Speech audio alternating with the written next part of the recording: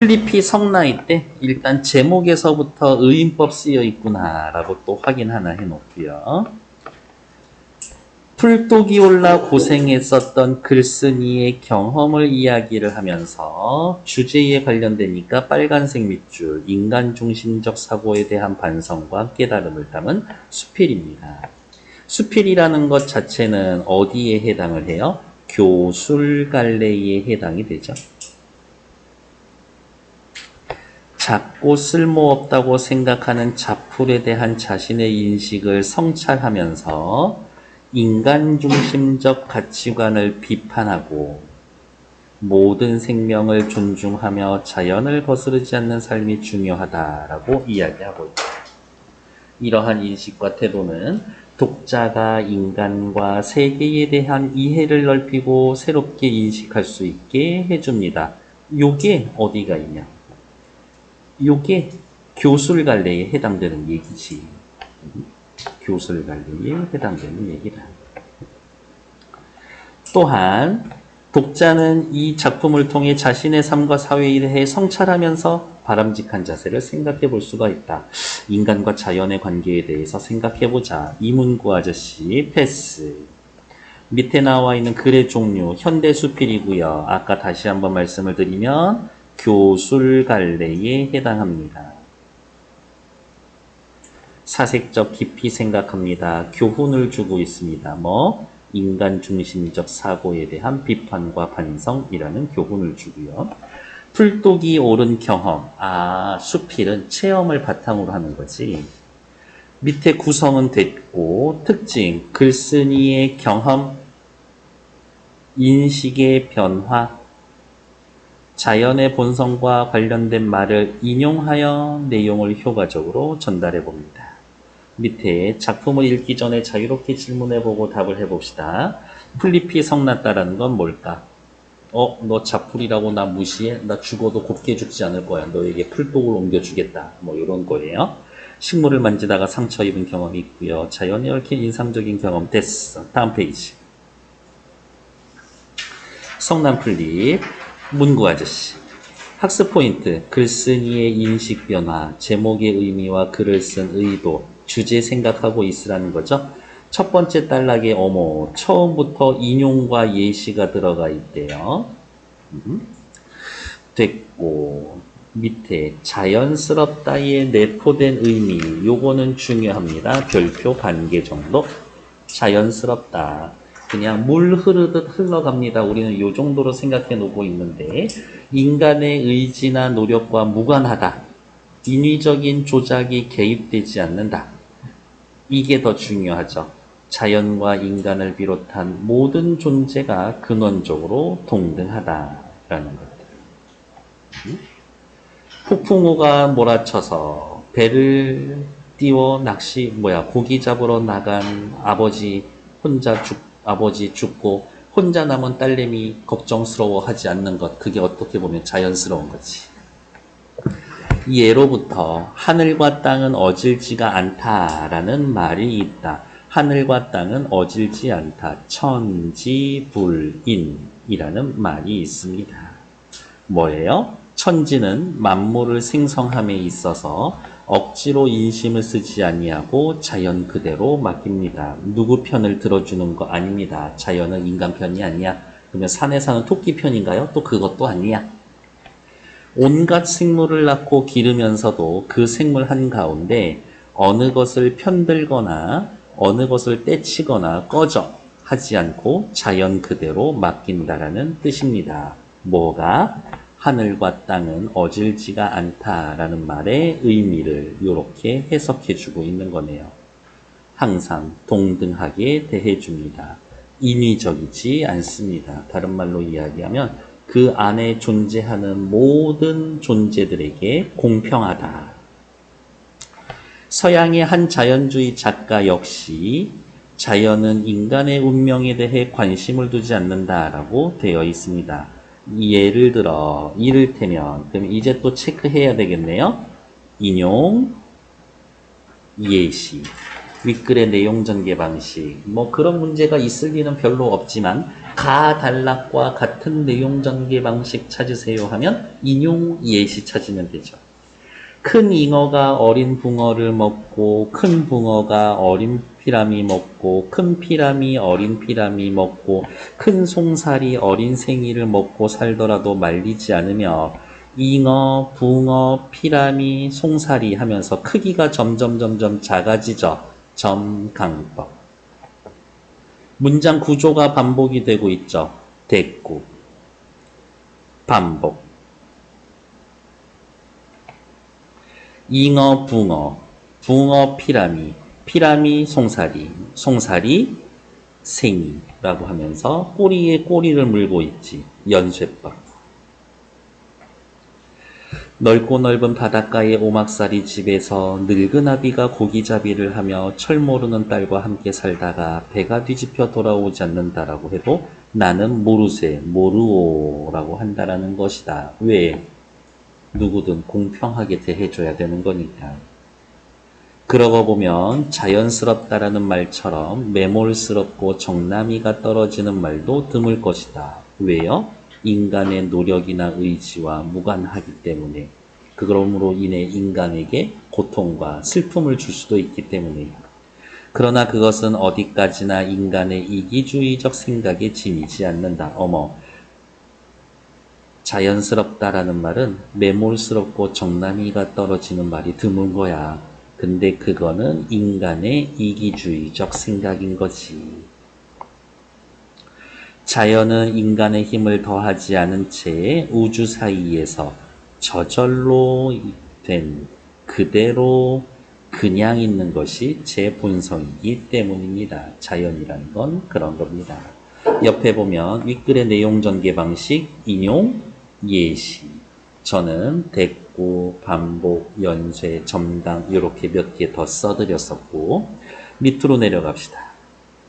그런 거 있죠. 야생초 좋아하는 사람들이 제일 싫어하는 말이 어머 전 야생초 너무 좋아해요. 야생초 너무 이뻐요 라고 하면은 그런 말을 별로 좋아하지 않는데, 내가 봤을 때는 다 다른 꽃이고 이름이 다 있는데 뭉뚱그려가지고 그렇게 이야기한다라고 하더라고요. 아무데나 나는 풀도 이름이 없는 풀은 없다고 합니다. 세상의 모든 존재는 저마다 가치가 있습니다. 아, 여기에서의 이름은 가치를 뜻하는 거구나. 그러나 농부는 저마다 논밭에 심고 가꾸는 것이 아닌 것은 죄다 잡풀이라고 합니다. 잡풀. 자기에게 필요할 때에는 나물도 되고 화초도 되고 약초도 되고 목초도 되고 거름도 되고 하는 것이 필요가 없을 때에는 잡풀이라고 하는 겁니다. 똑같은 애를 자신의 필요에 따라서 대우해 주는 거죠. 사자성어 하나 외워놓을게요. 견강부회. 이치에 맞지 않는 것을 억지로 끌어다가 자신에게 유리하게 합니다. 그리고 옆에다가 하나 더 써놓을까요? 이러한 농부의 태도는 이기적인 태도지. 너무나도 인간 중심적 태도지. 근데 글쓴이는 이러한 인간 중심적 태도를 부정적으로 보고 있다고. 자풀로 그치는 것이 아니다. 논밭에 나서 서로가 살려고 작물과 경쟁을 할 때 여지없이 농부의 원수가 되어 낫에 베이거나 호미에 뽑히거나 농약에 마르거나 해서 덧없이 죽어가기 마련이다. 요만큼 바로 농부는 그것을 무엇으로 봤기 때문에 자풀로 보았기 때문에. 화초로 봤으면 그렇게 하지 않았을 거예요. 논밭의 작물은 주인의 발걸음 소리에 자란다라는 말을 들을 때 주인의 발걸음 소리, 어떻게 그만큼 끊임없는 관심과 사랑. 주인의 발걸음 소리, 주인의 관심과 사랑. 이라는 말을 들을 때 자풀의 서러움은, 자풀 입장에서는 이 논밭의 주인이 오는 발걸음 소리는 나를 죽이는 소리지. 그만큼 성의 천리가 없을 것이다. 나는 글의 종류 뭐라 그랬어요? 수필. 수필에 등장하는 나는 누구예요? 글쓴이 자신이지.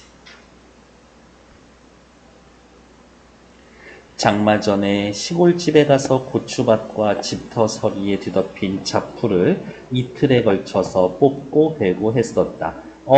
풀을 잡풀이라고 부른 거 보니까 역시 요것도 글쓴이의 견강부회하는 태도지. 글쓴이의 이기적이고 인간적인 태도죠. 장마가 지면 고추밭이 풀밭이 되고 울타리 안에 빗물도 빠지지 않아서 나간 집이나 다름이 없어질 터이기 때문입니다. 관리를 하고 있는 거죠. 고추밭의 이 고추는 나에게 도움이 되는 존재라고 생각하는 거지.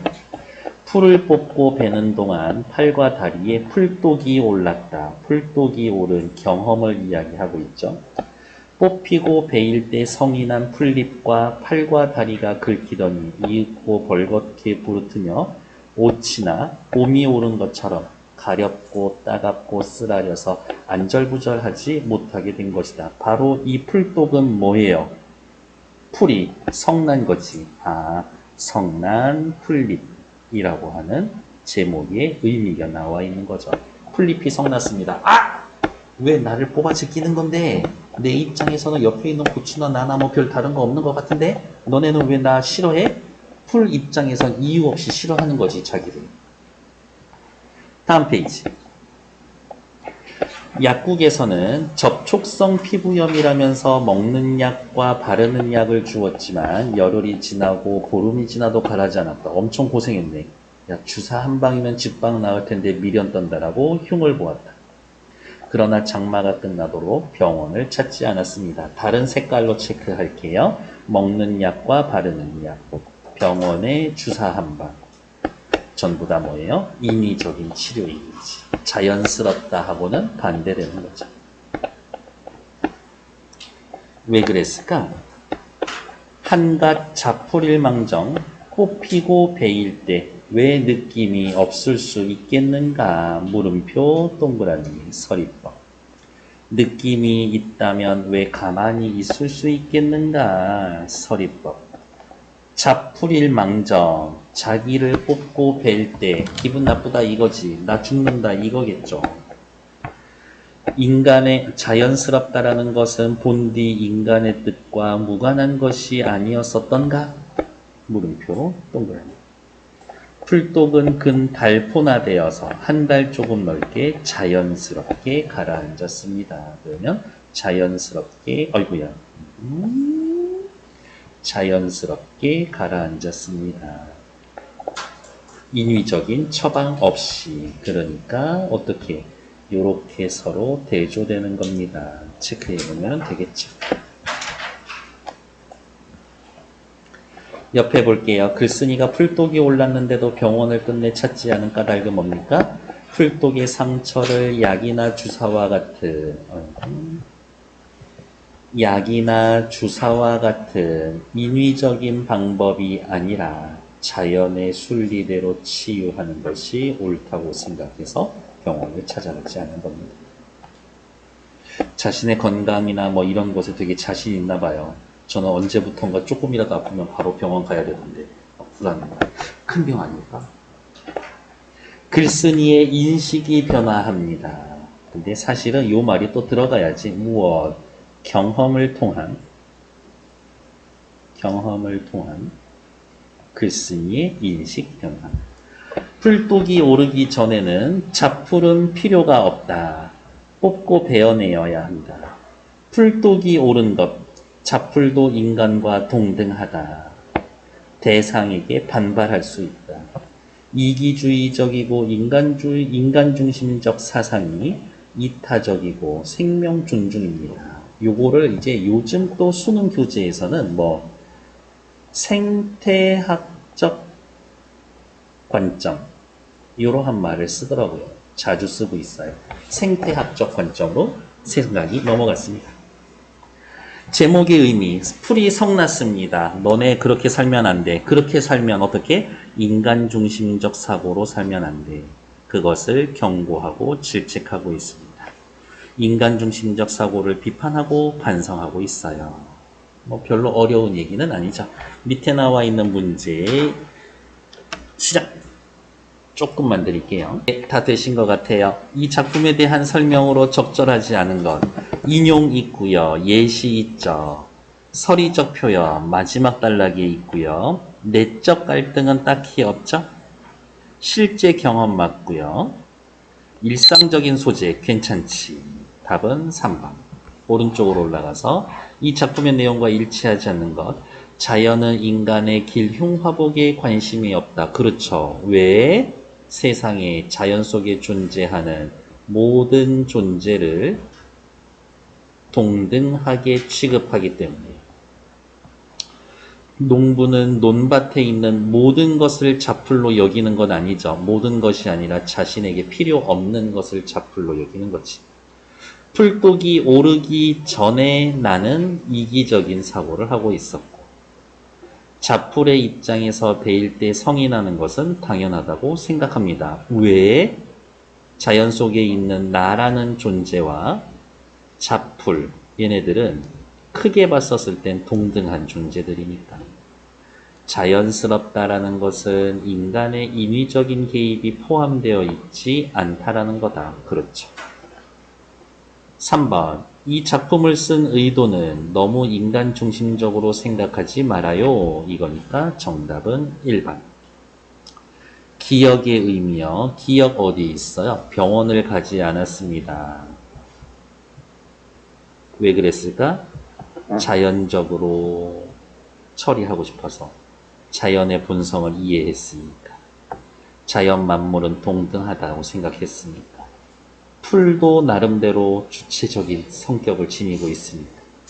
시간이 지나면 자연 회복하겠지라고 생각해서 2번이죠. 인간 중심적으로 생각했으면 병원 갔겠지. 다음 페이지. 자연스럽다의 사전적 의미를 찾아보고 이 작품에선 어떤 의미로 생각되어 있었습니까? 라니까 이 부분만 체크해 놓고 외워 놓으시면 되겠죠. 자연스럽다. 인간의 의지나 노력과 무관하다. 인간의 인위적인 조작이 개입하지 않는다. 모든 존재는 동등하다. 라는 의미로 쓰여져 있다. 그래서 너무 매몰찬데 그건 인간 중심적 사고다.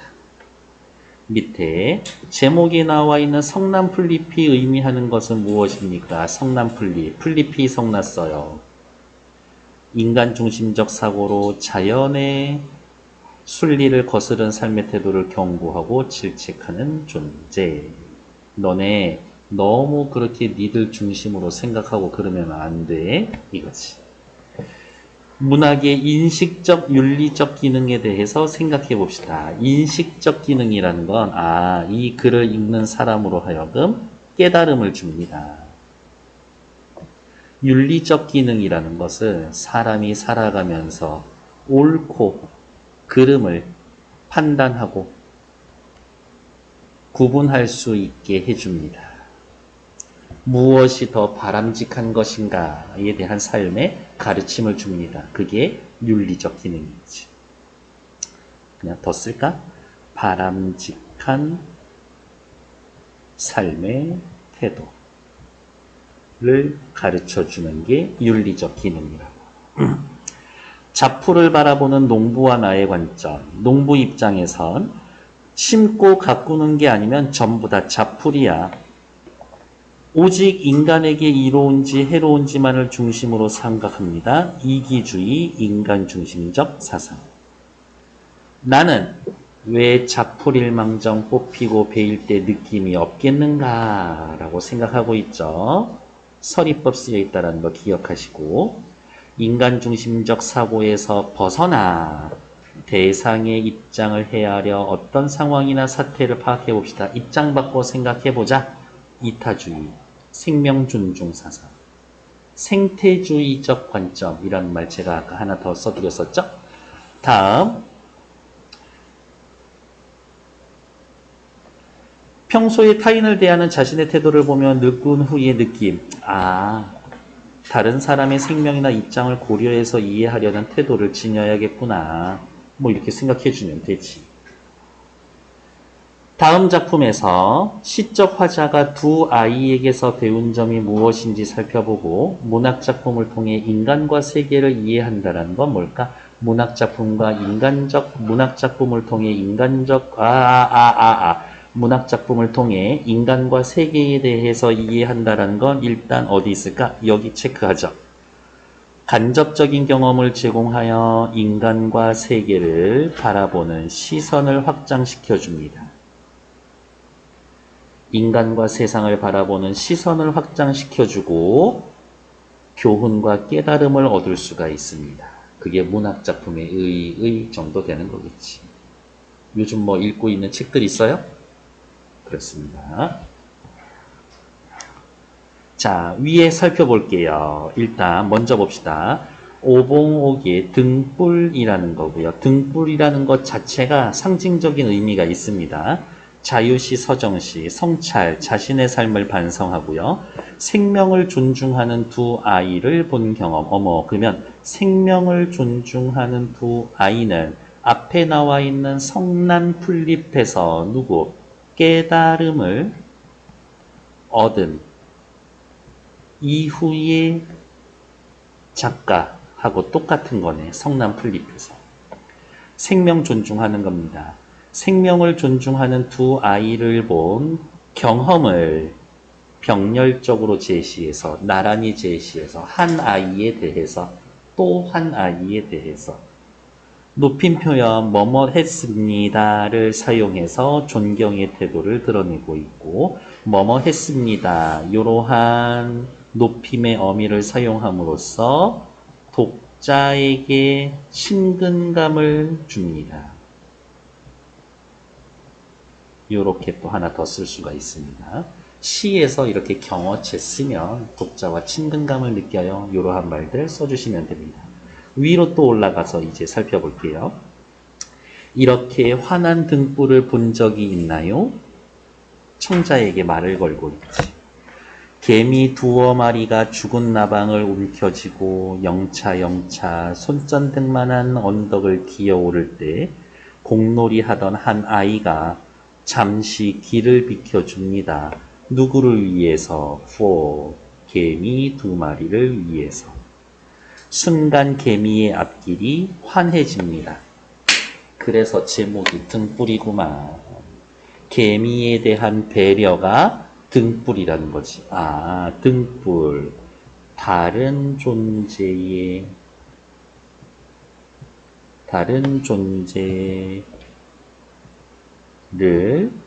배려해 주는 것. 그게 등불이구나. 다른 존재를 배려해 주는 게 등불이구나. 이렇게 빛나는 등불을 본 적이 있나요? 그러면 어디가 있을까? 위에다가 요 정도로 써줄 수 있지 않을까? 1년, 에피소드 1. 2년, 에피소드 2. 에피소드 1, 2를 나란히 써놨으니까 그래서 이 시를 병렬적이라고 했구나. 나란히 에피소드 1, 2를 배치해놔서. 이렇게 빛나는 등불 본 적이 있나요? 어머, 이렇게 환한 등불 본 적이 있나요? 이렇게 빛나는 등불 본 적이 있나요? 라고 하면서 문장이 반복이 되고 있는데 완전히 똑같은 말이 반복이 되는 것은 아니죠.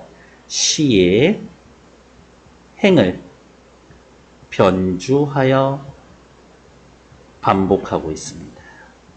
요러한 말 써준다고.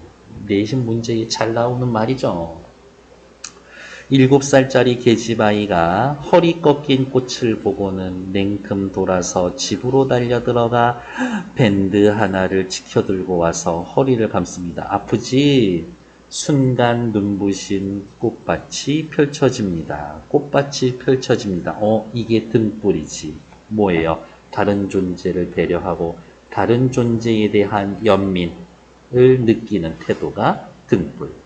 여기 밑에서는 생명 존중이라고 이제 후려쳐서 설명을 했지만 다른 존재에 대한 배려, 연민이라고 저는 따로 분리해서 써놓은 것 뿐이에요. 똑같은 얘기지.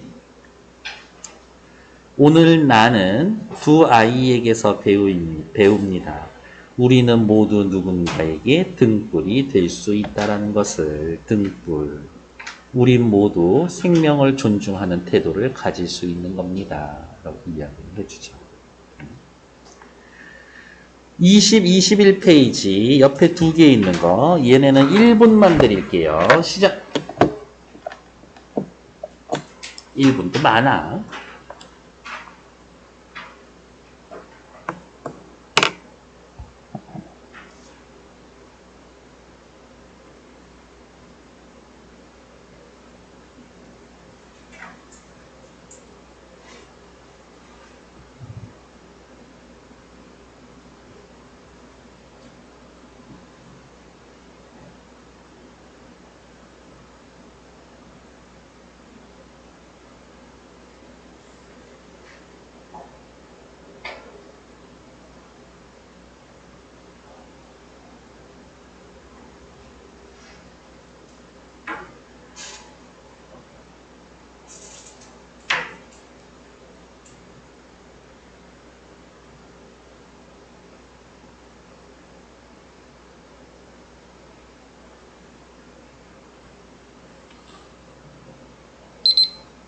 야호! 앞으로 넘어올게요.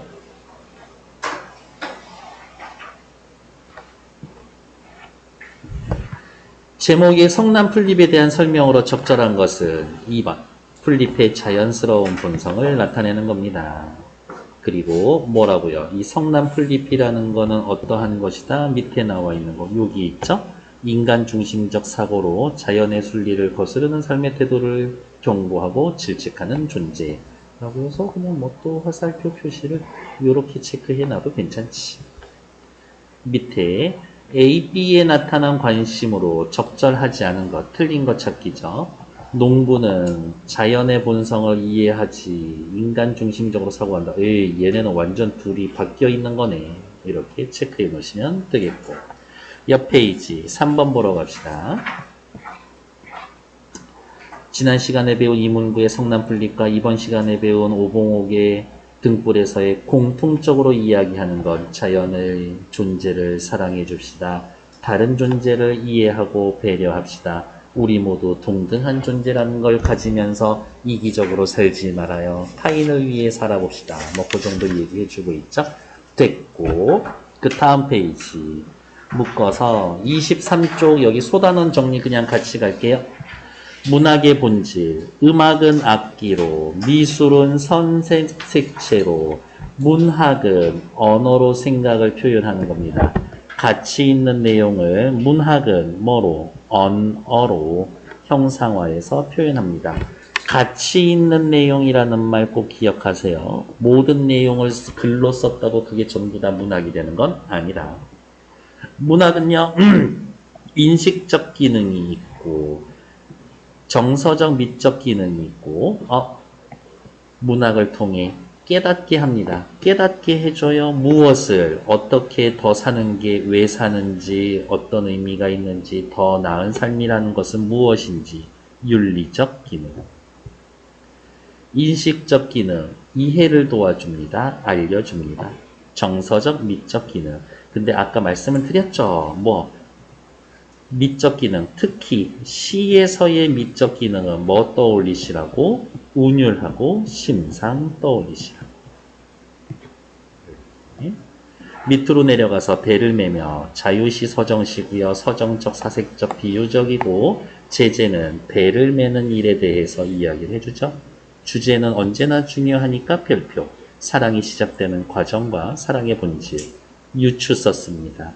상징적 의미 있었죠. 배, 뱃줄, 부둣과 바람과 달빛과 어쩌고 무엇이라는 소재를 사랑이라는 추상적 개념을 배를 매는 일에 빗대었습니다.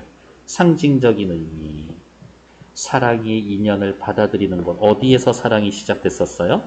부둣가에서 사랑이 시작되었죠. 사랑이 찾아올 공간 구름과 빛과 시간 됐고 다음 페이지 이 시에 쓰여져 있는 내용 전개 방식, 시상 전개 방식 뭐라고? 유추. 결국에는 뭐예요? 그냥 여기 외우시라. 이 정도 되겠네요. 밧줄로 배를 매는 겁니다. 어떠한 사랑을? 나에게 다가온 운명적인 사랑을. 그리고 운명적인 사랑 밑에다 하나 더 써놓을까요? 어쩔 수 없이 붙들어 매는 겁니다. 불가피한 겁니다. 배를 매면 구름과 빛과 시간이 함께 메어지는 겁니다. 성남풀잎은 무슨 주제? 인간 중심적 사고에 대한 비판과 반성. 경험을 통해 요 말 중요해요. 인식의 변화가 있습니다. 인식의 변화가 있다. 자연의 본성과 관련된 말을 인용하여 내용을 효과적으로 전달하고 어머 인용 말고 하나 더 있었죠? 뭐? 예시. 글쓴이는 인식 변화를 합니다. 무엇에 의해 풀독이 올랐다라고 하는 경험을 통해서 인식의 변화가 있습니다. 풀독이 오르기 전에는 내가 먹을 건데 뭐 이기주의적이고 인간중심적이었지만 풀독이 오르고 난 다음에는 모두 다 똑같은 존재였구나. 쟤네들 배려해야겠구나. 이타주의적, 생명존중사상. 다시 한번 말씀드리지만 뭐 생태학적 관점을 가지게 됐습니다.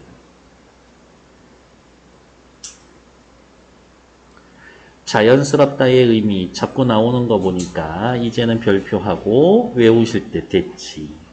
인간의 의지나 노력과 무관하고 인위적이고 조직적 조작이 개입되지 않는다라는 사전적 의미와 함께 글쓴이는 자연과 인간을 비롯한 모든 존재가 근원적으로 동등하다라고 이야기해주고 있는 거죠. 됐을까요? 네, 우리 딱 10분만 쉬었다 할게요.